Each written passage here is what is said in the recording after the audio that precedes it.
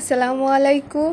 আজকে আমি আপনাদের সঙ্গে শেয়ার করব বিফ স্টেক, তবে একেবারে ঘরোয়া মশলা দিয়ে খুবই সাধারণভাবে কিভাবে তৈরি করা যায় সেটাই আর কি আপনাদের সঙ্গে শেয়ার করব। আমার রেসিপিগুলো সাধারণত সিম্পল এবং খেতে সুস্বাদু হবে, এইভাবেই ট্রাই করে থাকি আর সেটাই আপনাদের সঙ্গে শেয়ার করি। এখানে আমি গরুর মাংস নিয়েছি আর পাতলা পাতলা করে কেটে নিয়েছি, আর এখানে আদা রসুন আর শুকনো মরিচ নিয়েছি 2-3টা, একসঙ্গে বেটে নিয়েছি। আর এই তো লেবুর রস দিয়ে দিচ্ছি।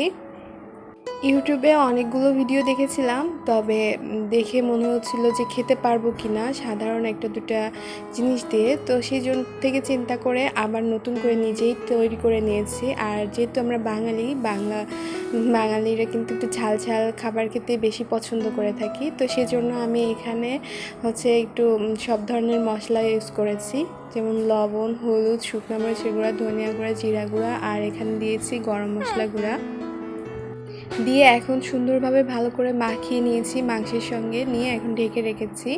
আর একেবারে চুলার হিটটা লো হিটে দিয়ে মাংসগুলো একটু বাটার দিয়েছিলাম, দিয়ে তারপর মাংস স্লাইসগুলো দিয়ে দিয়েছি।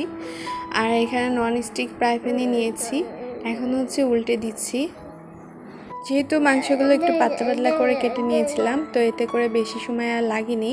আর আমার মাংসগুলো আমি দেখা যাচ্ছে সকালে ম্যারিনেট করে রেখেছিলাম আর সন্ধ্যার দিকে ভাজি করেছি।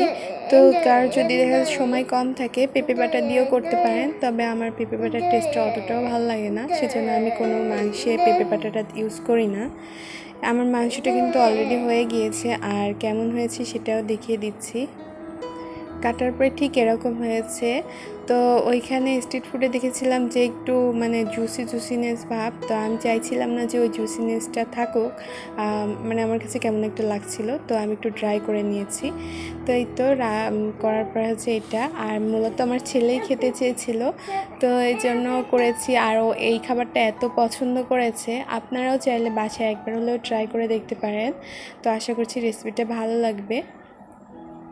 আর ভালো লাগলে প্লিজ একটা লাইক দেবেন, আর এরকম ভিডিও দেখতে চাইলে চ্যানেলটির পাশে থাকবেন।